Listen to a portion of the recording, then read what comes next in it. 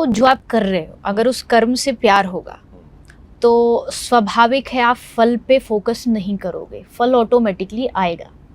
मान लीजिए मेरा काम है कथा करना, ये मेरा इंटरेस्ट है और अगर मैं कर रही हूँ तो उसका फल तो मुझे मिलेगा ही मिलेगा। मैं बोल सकते हैं है कि नहीं। हम तो अपनी गर्लफ्रेंड या धर्मपत्नी को भी बोलते ना, खाली माँ में कम, केवल मेरे साथ रहने का, और किधर उधर नहीं देखना, उतने में झगड़ा हो जाएगा। ये तो मेरे देखने को भी खैर पूछोगे अभी, लेकिन भगवान का स्टाइल है वो। भगवान का प्यार करने का तरीका है। मुझे एक संत ने बताया था अंग्रेजी में, that he is an aristocratic jealous lover. भाई एक तो एरिस्टोक्रेसी उनकी, ऊपर से जेलस लवर है। प्रेम खाली मुझसे ही करना है, तेरा एक प्यार काफ़ी है और कोई नहीं चाहिए। अच्छा, सब तो आपकी तरह बनने में समय लेंगे। आज हम भगवान के कर्म के विषय में श्लोक सुनते हैं। कर्मण्येवाधिकारस्ते मा फलेषु कदाचन, कि कर्म पे फोकस करो, फल पे फोकस मत करो, भगवान कहते हैं, है ना। पर क्या आए दिन ऑफिस में हम देखते हैं कि लोग रिजाइन करने आ जाते हैं कि भाई हमारे को फल अच्छा दे दोगे तो हम रिजाइन नहीं करेंगे, आपके साथ कंटिन्यू करेंगे, है कि नहीं। तो लोग आते हैं, भगवान कह रहे माँ कर्म फल हेतुर्भुः माते संगस्त्वा कर्मणि। भाई आप चिंता युक्त होके नहीं, चिंता मुक्त होके काम करो। भाई आप जो है माइंड का स्विच ऑफ करके नहीं, स्विच ऑन करके काम करो। आप जो है हर समय क्राई मत करो, ट्राई करो। भगवान कह रहे हैं कर्म पे फोकस करो। मैं चाहता हूं कि आपकी अपनी अंडरस्टैंडिंग इस श्लोक को लेके क्या है, क्योंकि इसको लेके लोग बड़े कंफ्यूज रहते हैं कि कर्म करो, फल की इच्छा मत करो। आप क्या कहते हैं? अगर आपको जो आप कर रहे हो अगर उस कर्म से प्यार होगा तो स्वाभाविक है आप फल पे फोकस नहीं करोगे, फल ऑटोमेटिकली आएगा। मान लीजिए मेरा काम है कथा करना, ये मेरा इंटरेस्ट है और अगर मैं कर रही हूँ तो उसका फल तो मुझे मिलेगा ही मिलेगा। अब क्या होता है जब जिस काम में आपका इंटरेस्ट नहीं होता, जैसे आपने एग्जाम्पल दिया, अब आदमी का काम में इंटरेस्ट नहीं है, उसका फोकस सीधा जा रहा है फल पे, मतलब वो कर्म को स्किप करके फल पे फोकस है। क्यों? क्योंकि बीच वाली जो चीज़ है उसमें उसका काम, उसका इंटरेस्ट नहीं है। अगर वो आप करोगे तो दोनों चीज़ आपको ऑटोमेटिकली मिलेंगी। अपना कर्म ऐसा चुनिए जिसमें आपको अच्छा लगता हो, जिसमें करने में अच्छा लगता हो। फिर श्री कृष्ण ने कहा कि जो मैं दूंगा वो तेरी सोच से परे होगा, वो तू सोच भी नहीं सकता, उस फल को हम कोई नहीं सोच सकते। और श्री कृष्ण ने दिया भी है वो। अर्जुन ने अगर कर्म किया तो फल देखो, एक तरफ अक्षौणी सेना और एक तरफ 5 पांडव। हाँ। मतलब अगर कंपेयर करोगे, दिमाग लगा के लॉजिकली अगर सोचोगे तो इम्पॉसिबल चीज़ थी। अक्षौणी सेना जिसके सामने इंद्र नहीं टिक पाता था, 5 पांडव जीत गए। क्यों?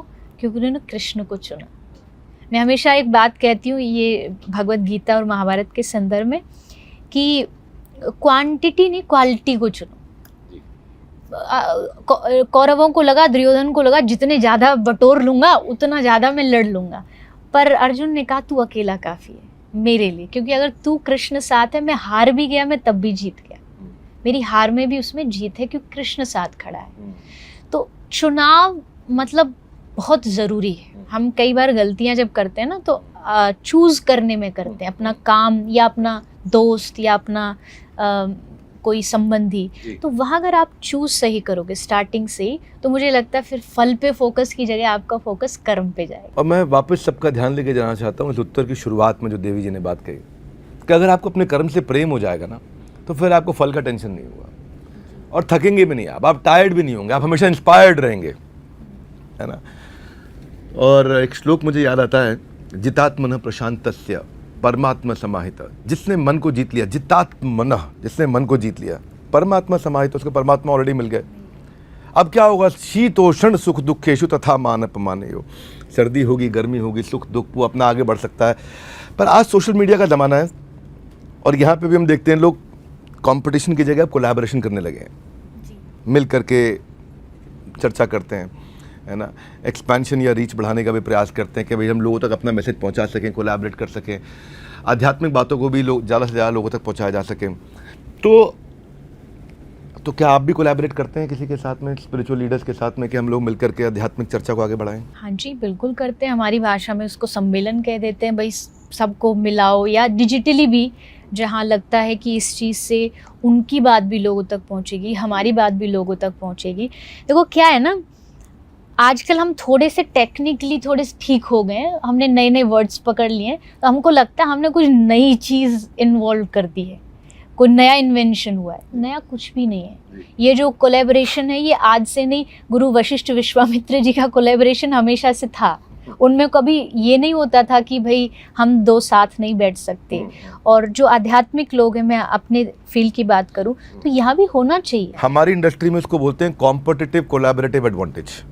अच्छा। जब कंपटीशन आपस में कोलैबोरेट कर लेते हैं तो जो एडवांटेज मिलता है वो बहुत बड़ा होता है जी। मान लो 2 फार्मा की कंपनी इकट्ठे मिल जाती हैं तो दोनों का मार्केट शेयर है ना, वो क्या बोलते हैं कि इससे जो है ना खाली 1+1 2 नहीं बनते, फिर वो 11 बन जाते हैं। तो उनको मल्टीप्लायर इफेक्ट मिलने लग जाता है बहुत तेजी के साथ। पर मुझे लगता है धर्म में कंपटीशन वाला शब्द ही नहीं होना चाहिए, क्योंकि हर एक का उद्देश्य क्या है कि आप भगवान का नाम समाज तक पहुंचाएं। तो उसमें तो मैंने अब तक जितने भी संतों को इनवाइट किया है बड़े खुशी खुशी आते हैं। इवन यहाँ तक ये भी रहता है कई बार कि कुछ लोग ऐसे होते हैं, कुछ तथाकथित कि भाई लड़की है, हम कैसे जाएं, इतने बड़े पद पर हम हैं। लेकिन नहीं, मेरे ऊपर बचपन से एक बहुत बड़ी कृपा रही है। मैं कहती हूँ मुझे अवार्ड भले कम मिले हो पर संतों का आशीर्वाद बहुत मिला। हमारे पे ये कृपा है कि आज हमारे लीडरशिप फनल प्रोग्राम में आप आई, आपने आखिर के एंटरप्रेन्योर से चर्चा करी। कैसा लगा आपको सबसे मिलके? मुझे बहुत अच्छा लगा। सारे लोग बहुत अच्छे थे, बहुत सारे क्वेश्चंस भी किए उन्होंने धर्म को लेके, बिजनेस को लेके। तो मेरा एक्सपीरियंस अच्छा रहा, बहुत अच्छा रहा। नॉर्मली आप बिजनेसमैन के साथ इस तरह प्रोग्राम नहीं करते? हाँ, मैं कथाओं में तो बिजनेसमैन बहुत आते हैं, लेकिन ऐसे कभी स्पेशली जो बिजनेसमैन के लिए कथा होनी थी वहाँ जाकर के आपने चर्चा करी आज हमारे साथ। हाँ, बट अच्छा एक्सपीरियंस था, क्योंकि ये लीडरशिप फनल पे बड़े सीरियस पार्टिसिपेंट। मैंने आपको भी सुना, आप भी बड़े अच्छे तरीके से मतलब ऑडियंस को एक जगह उनका ध्यान एकाग्र करने वाली जो वो होती है कला, टैलेंट बड़ी अच्छी है। थोड़ी हमारी भी तारीफ होती रहनी चाहिए। धन्यवाद देवी जी। तो मैं एक भगवत गीता का एक श्लोक मुझे ध्यान आ रहा है, जहाँ से मैं अगले प्रश्न की तरफ चलूंगा।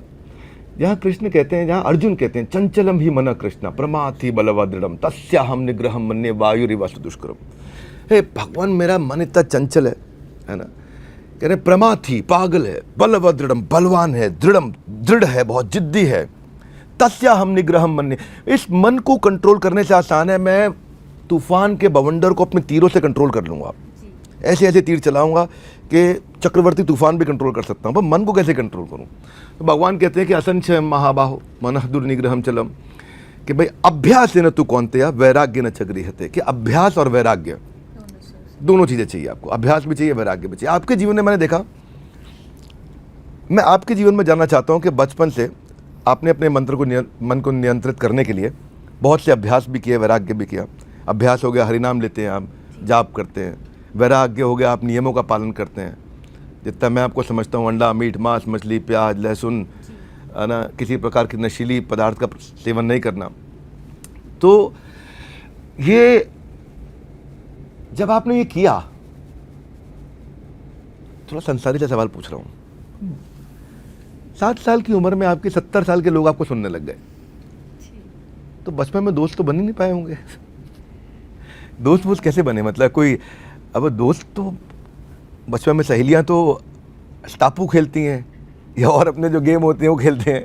मैंने बचपन में भी बोलने का ही गेम खेला है। अच्छा। मुझे याद है पिताजी ने एक लकड़ी का स्टैंड बना के दिया था, उस पे कॉटन का माइक, क्योंकि माइक अवेलेबल नहीं था, मैं बच्चों को सामने बिठा लेती और भाषण देती, मतलब एक रुचि टाइप का। दोस्त हाँ, मेरे उस समय भी कोई नहीं थे, स्कूल में भी कोई नहीं रहे, और अभी भी कोई ऐसा नहीं है जिसको। क्या कारण कि आपके दोस्त नहीं बने? मैं टाइम भी कम ही था, पर टाइम को भी नहीं कहूँगी, क्योंकि जब करना होता आदमी कर ही लेता है। मुझे नीड नहीं लगी। अच्छा। मुझे ज़रूरत कभी ऐसी लगी नहीं। मुझे लगा कि मेरे शास्त्रों पास को दोस्त बना लिया। हाँ, कह सकते हैं आप ये, क्योंकि बचपन से ही जब से मुझे थोड़ा पढ़ना आया, हमेशा मेरे जीवन में, घर में, गाड़ी में, कहीं भी रहूं, किताबें रहेंगी, ग्रंथ रहेंगे। फिर मम्मी पापा हमेशा साथ रहते थे, तो उनसे दोस्ती थी। फिर ठाकुर जी हैं, उनसे मित्रता है। तो घर में भगवान के विग्रह हैं, भगवान की हाँ, मूर्ति विग्रह है, राधा माधव दोनों हैं। तो अब कभी लगा नहीं कि इस चीज़ की ज़रूरत है। दोस्ती क्यों चाहिए होती है कि भाई कोई आपको सुने, कोई आपकी बातों को समझे, तो मुझे लगता है वो हमेशा सुनते हैं। देवी चित्रलेखा जी, आप इमोशनल हैं या लॉजिकल हैं? दोनों, जहाँ जैसी ज़रूरत पड़े। रेशो में कहेंगे तो शायद इमोशनल, शायद ज़्यादा। इसलिए आप अपनी कथा में कई बार खुद ही रो भी पड़ती हैं। जो बातें आती है मन में, और मुझे ऐसा लगता है, भागवत में ऐसा लिखा है, भागवत का एक श्लोक है, कथम विना रोम हर्षम द्रवशा चेतसा विना। ये उस टाइम का है जब व्यास जी सत्र पुराण लिखे, पर उनको तसल्ली नहीं हुई कि मैंने लिख तो दिए पर अब कुछ रह गया है। तो नारद जी ने उनको कहा कि अब तक तुमने कोई ऐसा ग्रंथ नहीं लिखा जिसको सुन के आँख में से आंसू बहे, रोंगटे खड़े हो जाएं, गदगद गिरा नयन बह नीरा, इसलिए तुमको अभी तक वो एक सेटिस्फेक्शन नहीं मिला है। तो कोई एक ग्रंथ लिखो जिसमें भक्ति की बात करो, प्रेम की बात करो, रस की बात करो। तब व्यास जी ने फिर लास्ट अंतिम जो ग्रंथ लिखा है वो है श्रीमद् भागवतम, 18वां पुराण, और वो पूरा पुराण प्रेम से भरा हुआ, भक्ति से भरा हुआ। तो ऑटोमेटिकली जब आप उसे पढ़ते हैं तो आप इमोशनल, और होना चाहिए। देखो, मुझे लगता है जब आप भगवान के लिए एक व्याकुलता होनी चाहिए। जब आपका अपना कोई बिछड़ जाता है तो आप कितना उसे याद करते हैं, दिन रात आप उसके लिए रोते हैं, आप चाहते हैं आप उससे मिलें, आप उससे बात करें। भगवान भी तो अपने हैं, कहीं ना कहीं उनसे एक दूरी है, तो मिलने की एक चाह तो रहनी चाहिए। आपको सब चीज़ चाहिए लेकिन बस भगवान नहीं चाहिए। तो आप जब तक भगवान ने स्पष्ट कहा है, जब तक मेरे लिए रोगे नहीं मैं मिलूंगा नहीं। मेरे लिए तुमको पहले पुकारना पड़ेगा। हमारे ब्रज में गाते, कन्हैया कन्हैया पुकारा करेंगे, लताओं में ब्रज की गुजारा करेंगे, कहीं तो मिलेंगे वो बांके बिहारी, चरण पड़ उन्हें हम मनाया करेंगे। कभी तो मिलेंगे, हम रो रो के पुकार। मीरा की भक्ति क्या थी? रोना, गाना और नाच के भगवान को रिझाना। तो और महाप्रभु जब रोते, होरी होरी कहे प्रभु गोमन करीला, कृष्ण बोली उठी व्याघ्र नाची ते लगीला। महाप्रभु जब नाचते दोनों ऊर्ध्वबाहु होके हरि बोल करते हुए, तो सिंह या सब साथ में नृत्य करते हुए, रोते हुए। बताओ, शेर हरे कृष्ण महामंत्र में रो रहा है, नाच रहा है, सुनने में कितना। महाप्रभु जब रात को सोते तो सुबह जागते उनकी तकिए को निचोड़ा जाता था, इतने अश्रु पे। तो हमारी संप्रदाय में ही भगवान को रो रो के पुकारना महाप्रभु ने सिखाया है। तो मुझे लगता है ये सबके भीतर एक होना चाहिए, ये एक पार्ट, कि जहाँ भगवान के लिए उनको इमोशनल फील हो।